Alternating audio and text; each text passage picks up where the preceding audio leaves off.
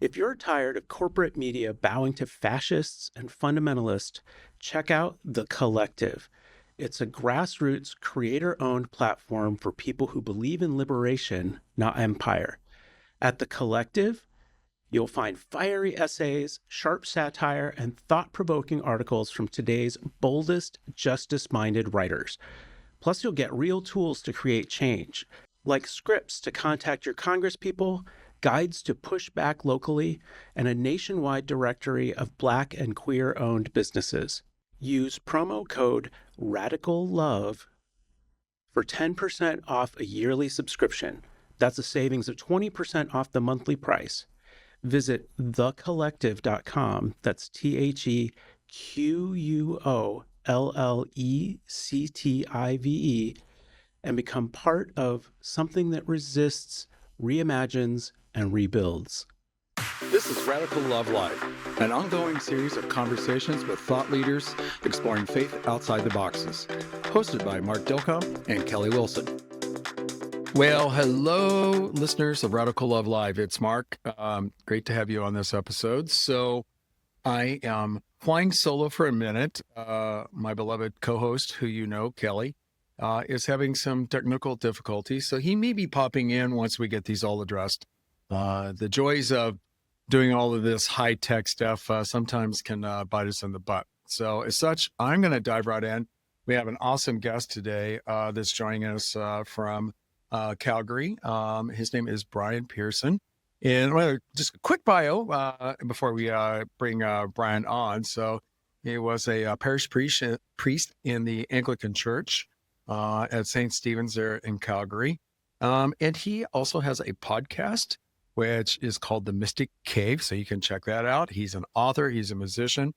And also he has a new book out called Talking to Trees, A Journey into the Soul. So Brian, hello. Mark, it is great to be here. I think you guys have the best gig in podcast land. I really do. And I love the premise of kind of pushing out at the boundaries of conventional Christian faith, which is the same territory I find myself in. So great to be here. Thank you. Thank you, brother. Yeah, absolutely. Yeah. Anybody that calls themselves a mystic, I'm always going to have a gleam in my eye for that person because I consider myself to be a mystic as well. Not in a highfalutin way. Maybe we could start right there. Define mystic in your own words.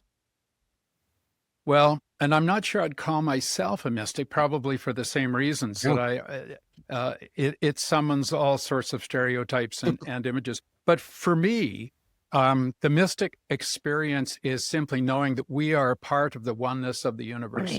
And therefore, in all of our particularity and all of the manifest differences, that all of us are part of the same created order and have come from and presumably will return to that oneness. That's my kind of notion of mysticism and being a mystic.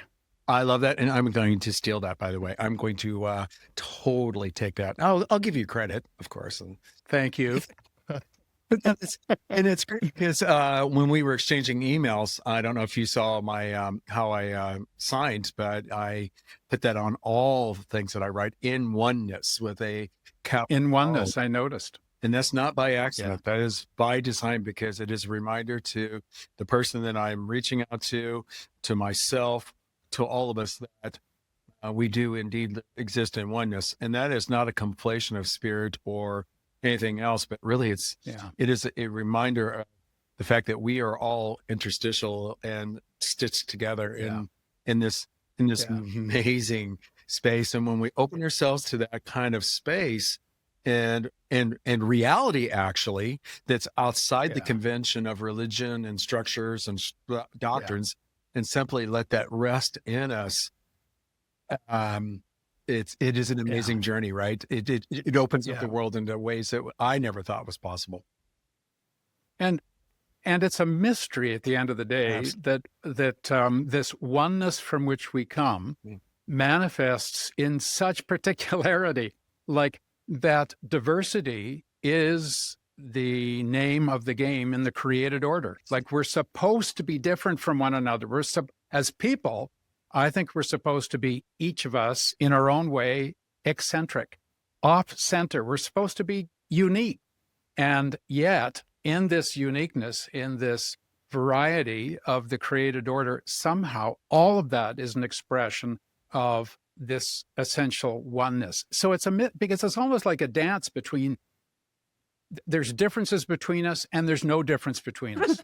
Right? It's Right? a paradox, to be sure, right? But Christ teaches us a lot of paradox in Scripture. And to that point, the point, it's not an either or. It's a both and. Yes. Yeah. Mm. Which is a kind of an impossible thing to hold in your head, which why in mystical experience, it's like, yeah, it's a mystery. Because you can't resolve it. We're too small brained to resolve it. Wow. Okay. So, listeners, this is the first time that Brian and I've chatted, but you're using the language that resonates deeply with me. And that's exactly how I explain into that is I am too small brained. I don't have the capacity. I remember, this is going back some years ago, when I had my first spiritual awakening. And it was profound in a way, because I just saw in the silence of a contemplative meditation meeting that I didn't know that I was in, that inside in that dark silence, in a gathering with other people in a room, that there was no noise, there was nothing, there was no words being spoken. And I could feel the presence of the divine inside of that. And as I processed that, even in that moment, it's like, I can't understand what that is. My brain does not have the capacity to process that, to contain that. It was beyond that. And I don't limit that to, I don't suggest that all humans are limited by that, but I don't know. I would like to meet the person who truly can comprehend that awesomeness that can happen in those moments where we touch the divine, we touch the oneness, and it is so awesome, so incredible that, my brain just simply, I can't, there are no words for it. But I think that's a really important insight to bring to any kind of theological reflection we do, because I've come to, in my own development and growth, I've come to the conclusion that all theology is provisional.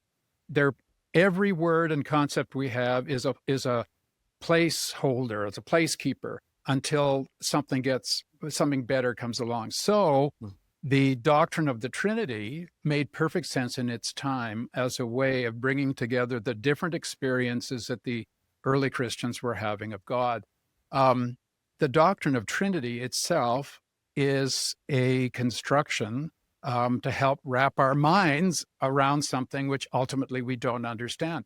Meaning, in my view, it's provisional. That is, we can mess with it. We can improve on it. We can continue to debate it. And I think that's true of all theology. And when the church in the 3rd and 4th centuries was developing its definitions of orthodoxy, this is who's in, this is who's out, this is what is in. They lost any of that humility of, folks, this is all just as good as we can do today. So they lost a sense that the theology should continue to grow, and it's what's put me at a distance from the conventional church, is that don't tell me you found the truth or that you understand the truth that you have found. It's mystery. And so the humility, I think, required to do theology is huge. I don't know if that makes sense. It makes total sense. And I think it'll resonate with our listeners as well. Any of them that have been listening to our show for a while know we go into these spaces of where it is abstract, not concrete, knowing that the abstraction is not a diminishing of spirit, the divine, but rather it is beyond all of those structures. And, that's why we call the show Radical Love Live, looking for radical love. Yeah. It's radical love. And it is profoundly as simple as that. And nothing else needs to be dressed upon it. But you bring up, but we create these programs. I've never heard the word provisional used, and I'm glad you used it, because what that does is it actually gives grace to that person who is sharing, whether it's witness or you as a priest, in the pulpit or whatever you might be doing, it gives you the ability to be humble and allow yourself to say, this is what I can work with now. I can give you how I see it, how it's expressed to me, how I learned it in seminary. This may be the doctrine of our particular denomination, whatever that might be, but it puts a finite on it. It says this is not the be all end all. Whereas, unfortunately, as we know, and especially in the global church, we have a lot of folks who want to be very concrete, very non-provisional, like this is the absolute, and we see their faith crumbling in their hands for this, because it just is so brittle. You touch it, even barely touch it, it just falls apart. There's no flexibility in it. In my tradition, which is the Anglican tradition, when bishops are consecrated, one of the descriptors used for what their role is defender of the faith. Yes. Right? And I think it's sort of darkly hilarious that we are entrusting a human being to defend the faith because God can't do it clearly. Like the story doesn't defend itself. We need somebody to say, what do we mean by this? And we don't mean this, we mean this. I think like the reason I would still call myself a Christian, even though I've distanced myself from the church, is that I think the mythic story that the church tells is a fabulous and beautiful story, but it is a mythic story. It's not a literal story. I don't mean that I don't think Jesus lived. Of course, it revolves around literal historical people and events. I get that. But the story is a mythical story because it presumes to have a window on the creation of the world, which none of us actually possess. The mythic story is of a creator who so loved what they had made that they were willing to suffer that the creation might bloom and blossom as it was intended to do. And so the cross is not this very specific theology of Jesus dying because somebody had to get hurt and pay for the consequences of our sin. It's a beautiful story of the Creator having no bounds, which is why I love the sense of radical love, and that it's a love story. So the mythic story is hugely beautiful and always timely. The moment that we get too specific and literal about it, we've made it our story. And yes, we better defend our story because it's indefensible.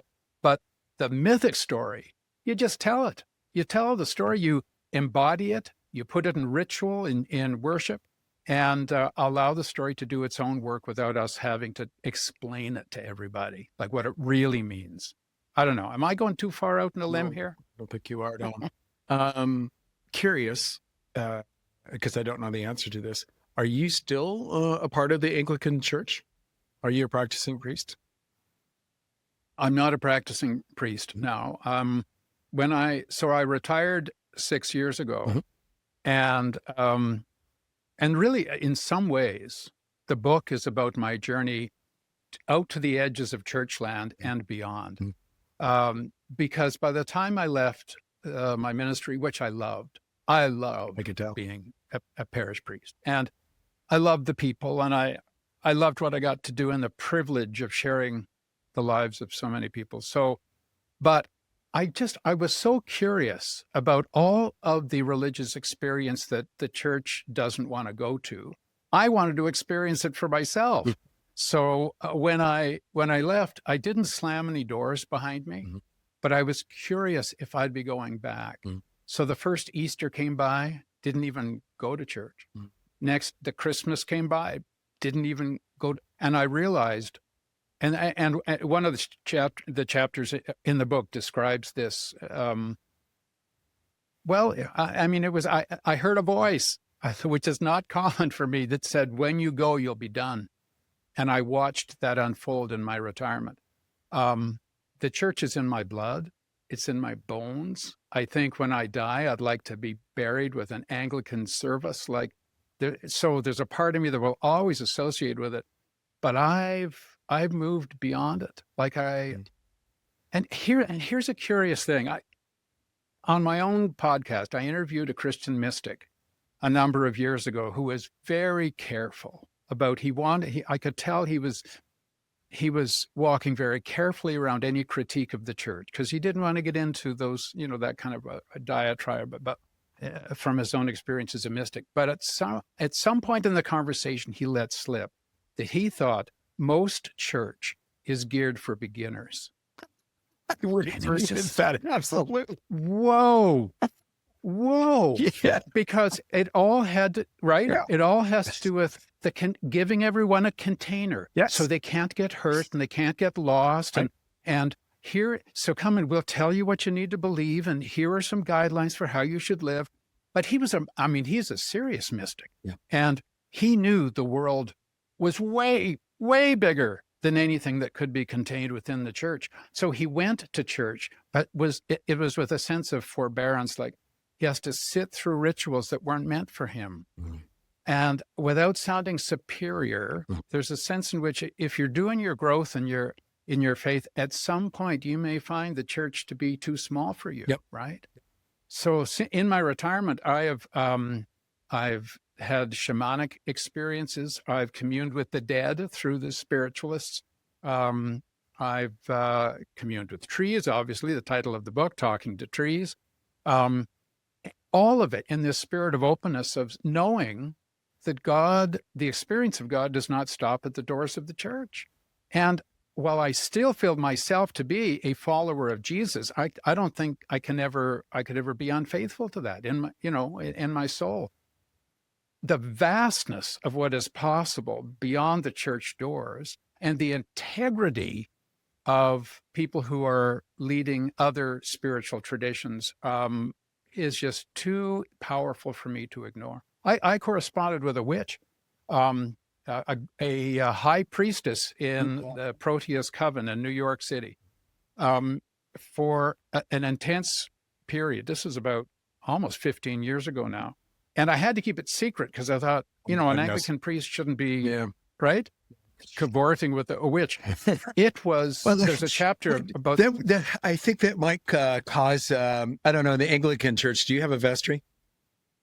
Yes. Okay. Yes. I mean, I'm in the Episcopal world, which is part of the Anglican community. I didn't know. Of course. Yeah. On your side of the world, did they have that? But if your vestry, your wardens caught wind that you were cavorting with a witch, that could be a little problematic. That might warrant a phone call from your bishop. Although I have to say, towards the end I was at this last parish for almost 20 years. Yeah. And by the end, I really could tell them anything. They were there. Yes. They were an affirming congregation. Yeah. They were open. They were liberal. But what I learned in that correspondence and it was Judy Harrow, who's actually a huge name in American paganism. Who knew? I didn't know she was a big name. Absolutely.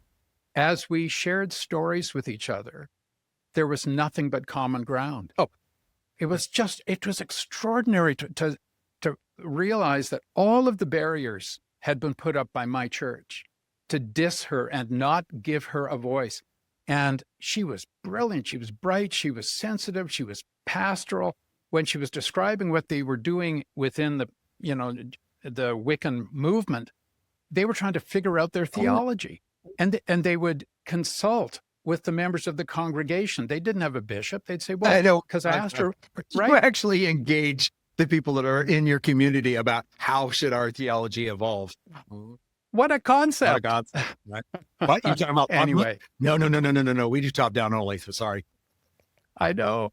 But anyway, so that was just one of many experiences I've had that I talk about in the book about how do I go back to representing in the way I was such a specific religious tradition when I know it's just vast. The divine is found in all things. And it's not scary to go there. It's not like the devil is waiting behind, every other religious body to trap me. No, I found God everywhere I went.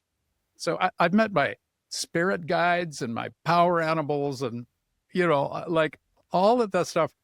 And at each point, it felt like this is another manifestation of the divine. Absolutely. It's not mine. It's not my religion, but I have a deep respect for the people who are carrying out their religious tradition on their terms and discovering that the holy is within us, around us, before us, after us. All the same discoveries that Christians have made. Amen, brother. That's Yeah. that is beautiful. Actually, it is so affirming to hear the freedom that you celebrate of your faith, your exploration. And you're absolutely right when you say church as we know it really is geared towards beginners. I've never thought about that, but that's so true. Unfortunately, it being beginners, they have to set the frameworks that, thankfully, within your tradition and what I experience today, because I am still a practicing Episcopalian, but I also practice in a couple other groups that are much more advanced. Like one of which is called Integral Christian Network. It's been around for 7 years now, co-founded by Luke Healy and Paul Smith. And there it is graduate level. I use that only as a reference. But every single one of us that participate in ICN, which by the way is all virtual, there's no in-person or limited because it started out as virtual before COVID. It wasn't a creation for that, but just by nature. But our gatherings are what are called we spaces, where I was just with one of my groups last night. It is the most enriching experience because we are totally outside of the bounds of any kind of construct of a doctrine itself. We in that space, we bring our own experiences, we share, and we construct our faith and how we live that in each of those conversations. Now there's a meditation. There's a format that we can follow, and we do follow. There's a meditation with it. There's also a resonating prayer. And the point is that it's embodied. It's part of us. We're not listening somebody in a pulpit. We're not listening to a recording of somebody give a sermon. It's us being in that moment together, unsupervised and beyond doctrine. I know dangerous things can happen when you're not supervised. Wow. What a lovely, liberating experience. It's amazing. It's profound. Yeah. And two of my beloved, whoa, sorry, wrong. 1, 2, 3, 4. I'm in three different groups, in which at least half of them are Canadian. So I don't know what that's all about. Oh, we're good people. You are. Yes. So, I did a vision quest 2 years ago at the Animas Valley Institute. And coming off of that, 6 of us of the 15 have remained in close touch with each other. We now call ourselves the, what do we, I can't even remember, the Council of the Wise or something, which would, tongue in cheek, right? Yeah, I'm sure. But it happens to be, we're all guys, as it turns out. And even though everyone's from different traditions, there's a Lutheran pastor who's part of the group, but there's everything else. We are sharing our journeys at such a depth that within the church, I would have wept with gratitude if we could have had a group like that. I had a men's group in my church, but the depth to which I can go with these 5, it's like we're all sharing our learnings on the journey with one another. Yeah. And therefore, if there's a theology, if that's what even you would call it, emerging, we're witnessing it being born into our midst, as opposed to nailing it down. It is the most organic meeting, and nobody misses a meeting. It's all virtual. And like you said, nobody would miss a meeting because these are my brothers. Yeah. We are, and every time we are learning a little bit more about this. Well, the vocabulary in that group, because it's not a specifically Christian group, is mystery with a capital M. That's how people tend to talk. And we talk about what mystery is teaching us. And I know in another context, we could just be saying God. Of course you could. It's just, but it's right. Yeah. Yeah. So well said.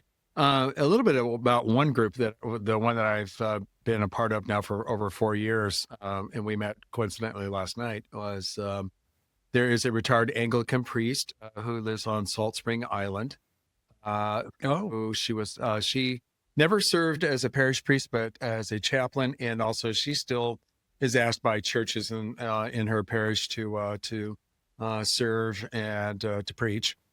There is a hospice chaplain.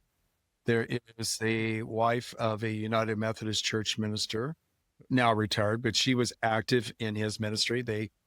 She was there as a minister all the way through his career by his side. There's myself being whatever I might be. And I love that depth that we can go, but we're not there by accident, because it goes back to this where we yearned for more. We were not getting what we yearned for in church. And now I still do actually practice my Christian faith through the Episcopal Church. I, like you, do not call myself a Christian. I'm a follower of the teachings of Jesus. But I do that because of my husband in particular. He is on his own journey. And for him, the ritual and the experience that we get inside the Episcopal Church serves his spiritual needs quite well. And he's not out there on the edges like what you and I are, some others, right? So he's more mainstream.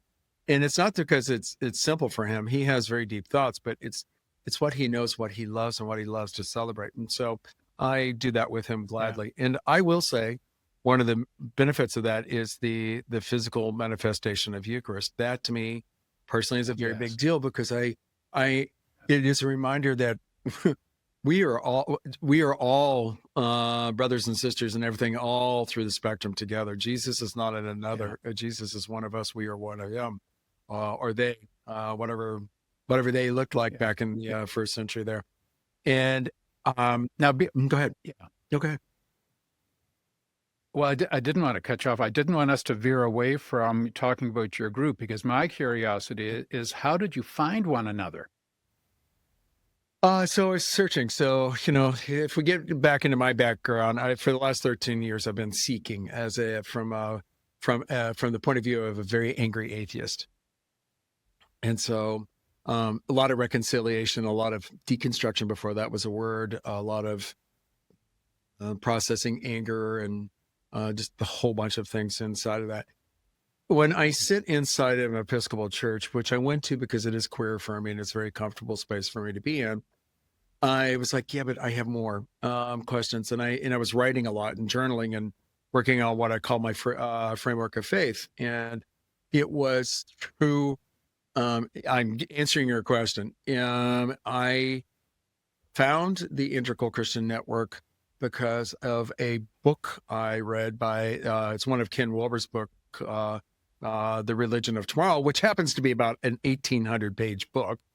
So I don't suggest anybody to read that unless you really are committed, because while it's profound, it's a heavy, heavy book. Not literally just everything about it. It took me months to get through.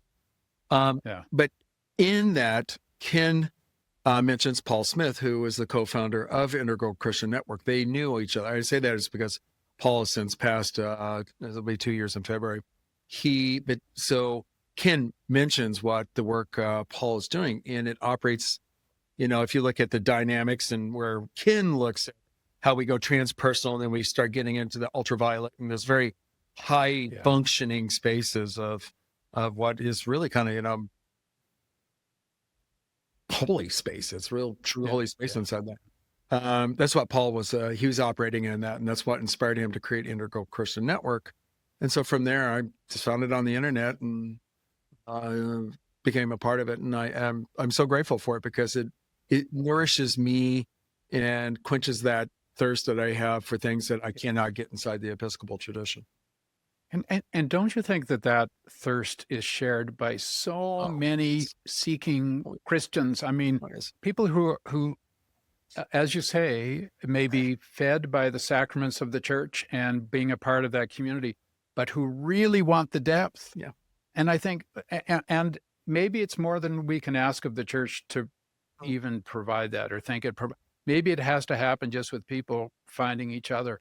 But that's where you grow. If you can take your growing edges to a group of fellow seekers, no one's going to shut you down, and they will be open to learn themselves from your doubts and questions. And I mean, isn't that just the way we're supposed to grow? But it's hard to find such a group, I think. So good for you. Thank you. Thank you. Well, to your point, you've Yeah. been on this similar journey, and especially, as you coming from a clerical point of view, being priest, you knew your boundaries, and being, as conscribed, you couldn't just start, saying whatever you came to mind as a rector of a parish, because you might be getting a phone call that's not going to be a good phone call. I understand that, but unfortunately, though, that has served so many folks, I guess, at a time. But when we ask this is not a rhetorical question.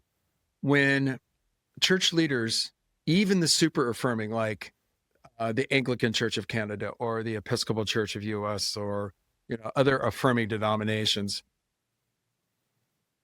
they still wonder why they're losing people left and right. I'm like, you're not giving them the bread that they are asking for. They don't know it. Yes. They don't know how to put words around. They don't have the language like you and I do, but they know that they're not being fed.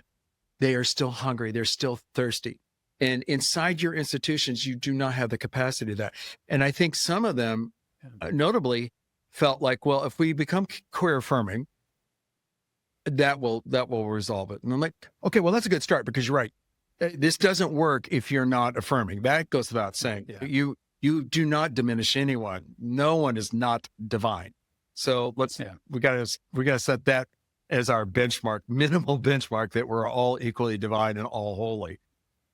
Yeah. But that's not going to save you. You have to be able to give more to those people who are decided, even when they don't know what they're asking for.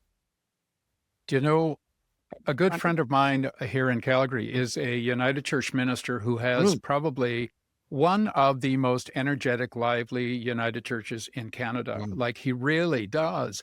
And I would say, if there's a secret to the success of that parish, is when he preaches, but in everything, I mean, they have their 5, hallmarks of what they're working on. They're clear about their identity and all that kind of stuff.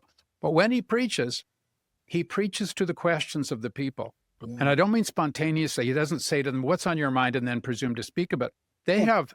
They've had, I don't know if they still, at one point they had marketers doing streeters with people as they leave church about what are the issues for them. And then he would preach to those issues. And he didn't feel that he had to be limited to telling the Jesus story in 5,000 different ways. That what's the answer to every question? Jesus. He allowed the questions. Back to Jesus. No. Yes. Let's not create this big Venn diagram where Jesus is in the center and everything else kind of works around the periphery of that. Yeah. I know. Now, I might say, maybe being a Christian church, they might want to talk a little more about Jesus from time to time. But his approach has been, what are you bringing with you when you come to this church? That is what we're going to address. That will be our starting point, which means that people throngs go to his church. And they were way ahead of the curve in terms of being an online church. They've taken seriously the people's experience that they bring to church is worthy, and God is in the heart of it. So we can start there. We don't have to start with today's gospel reading is this, and here's this. And I think that kind of explication has to be part of what the church, we have a story to tell, so we should be telling our story. But his entry point was the experience of his own parishioners. I just thought it was very creative and full of life. And necessary. Not that, I think about, Roy, my husband and I, we actually bounce between a couple different congregations just because I don't know, we've just our nature. So we are part of the community at St. John the Divine, the cathedral in New York City. That big church up on the hill. And I love it. In fact, that's where our vault is, in the columbarium, where our ashes will be placed when that time comes. But we also worship in St. Bart's, which is in Midtown Manhattan. And we do that for a reason, because we love the messaging that comes out. The brilliance of individuals, can be found. And we don't plan it. We just show up and then we hear something, a powerful sermon.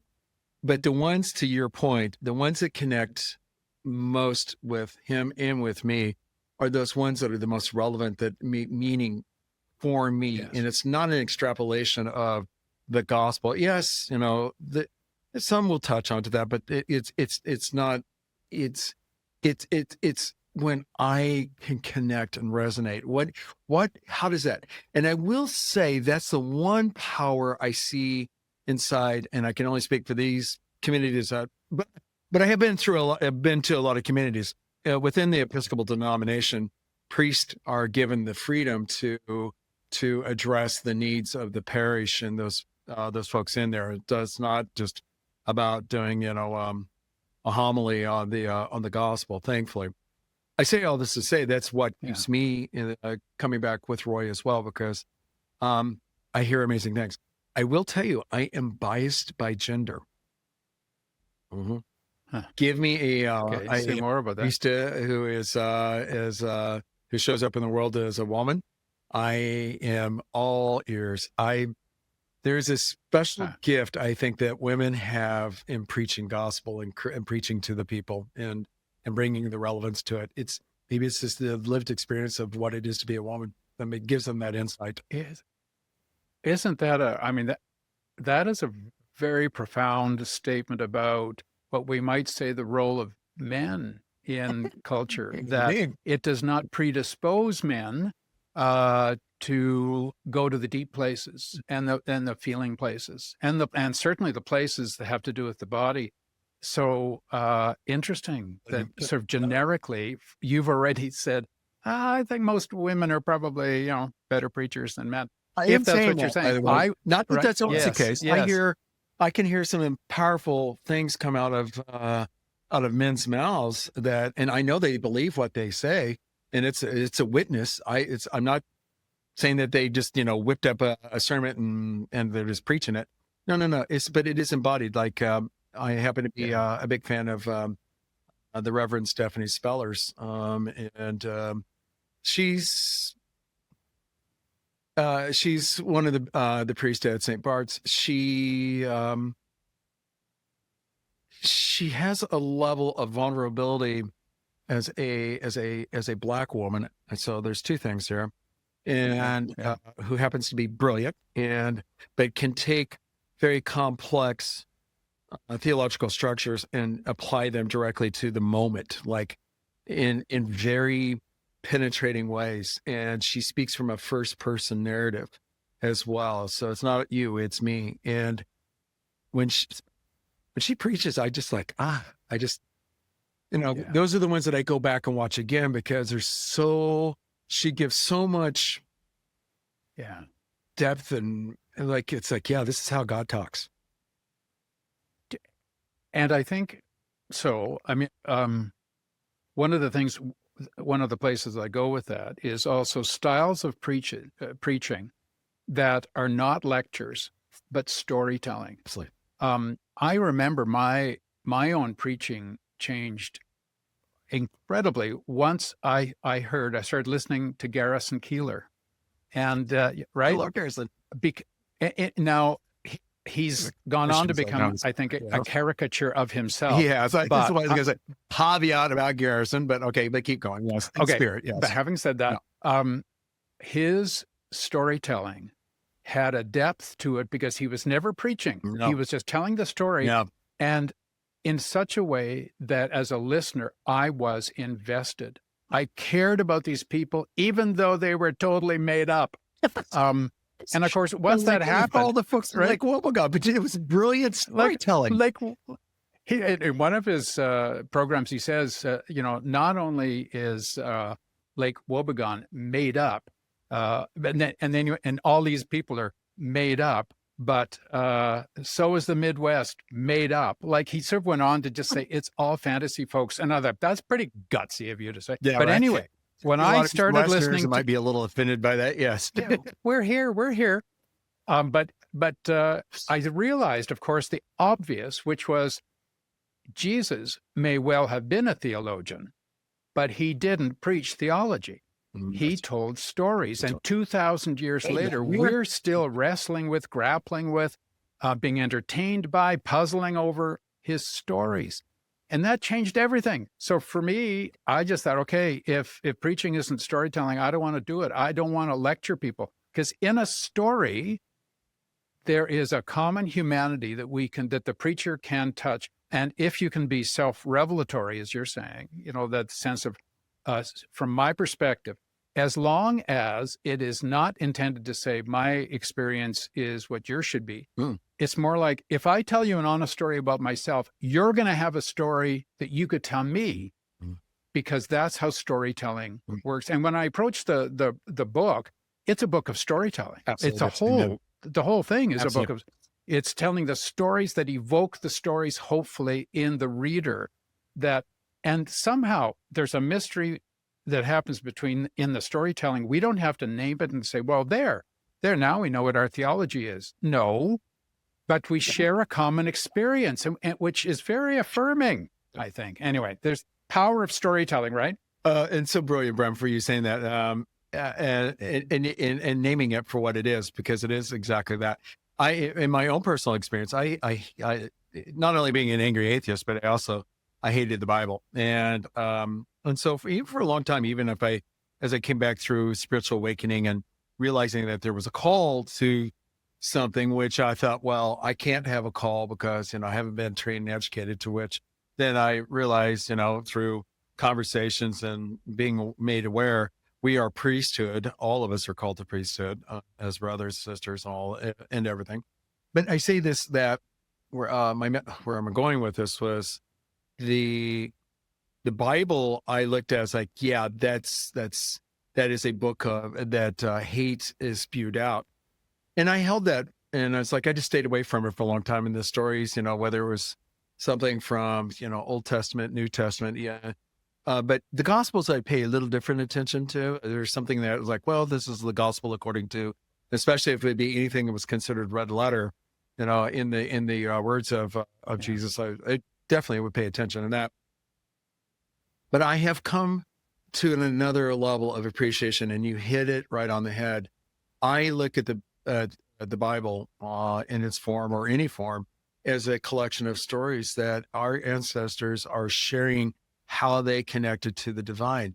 And when I look at it through that lens, I find the beauty of all that. And then it allows me to see the conundrums and the complexity and the conflicts and why God is vengeful. Well, it's because that storyteller saw God as vengeful. And so when I look through that lens, it then makes sense to me, and I can now learn things from that. Even it's not a question whether I have to believe it or not. It's not even really kind of relevant at that point. I'm simply drawing the story out of what's being shared by that person, and puts me in a much better space. But unfortunately, I don't think that even church teaches us how to do that. I mean, there's Bible study, but that's a dissection, and it's an analysis of that. The closest you might get to is, Lectio Divina or something like that, where you're letting the words shimmer, but that's even kind of woo-woo for a lot of folks, right? So, I share that. I love that, Mark. I love that. Thank you. In fact, so I kind of want to riff on that, thinking, well, how would you preach from that perspective? But I think, for instance, in parts of the Bible, clearly their cultural experience of power was of a warlord. So if the ultimate power is the ultimate warlord, that is someone who's pretty jealous and, guardian of what is theirs and it's nobody else's. And I think, okay, could you enter into that? Could you just stay with a culture that relates to power as a warlord and use their own cultural reference to talk about God in those terms? You're not committing to saying, and we should worship God as a warlord, but to be able to appreciate, I mean, this is still true in lots of places on earth, like in Afghanistan and places where it is the warlord. At the end of the day, you pull out the foreign forces, the military forces, and the warlords just come back to power. Absolutely. Because that's what that culture is about. That would be really interesting to think about God as a warlord as one image, right? Just to explore it. I don't know. Excellent. Yeah, that's a great point, Brian. So I'm going to take this as a perfect opportunity because we need to get into talking about your book a bit. So we could go on all day, I'm sure, just talking with We could. And I love it. I truly love this conversation. It's a reminder that when we are free to have these kinds of honest dialogue about what resonates outside of what we're supposed to talk to inside of doctrine, this is how people really deepen their faith, right? They get to explore it in ways that they typically don't get. So, all right, Brian. Well, so let's wrap up this episode. Listeners, you're going to pick up our second episode with Brian, where we're going to dive into his newest book, Talking to Trees, A Journey into the Soul. So, Brian, we'll see you on the other side. Thank you so much, Mark. Absolutely. Thanks for listening to this episode of Radical Love Live, hosted by Mark Dilcom and Kelly Wilson. Recorded at the Bravery Studios in Garfield, New Jersey. All rights reserved. Find our episodes on Spotify, Apple, and YouTube. And check us out at radicallovelive.com, along with our personal websites at markdilcom.com and kellywilson.com. This is Radical Love Live, where we explore faith outside the boxes.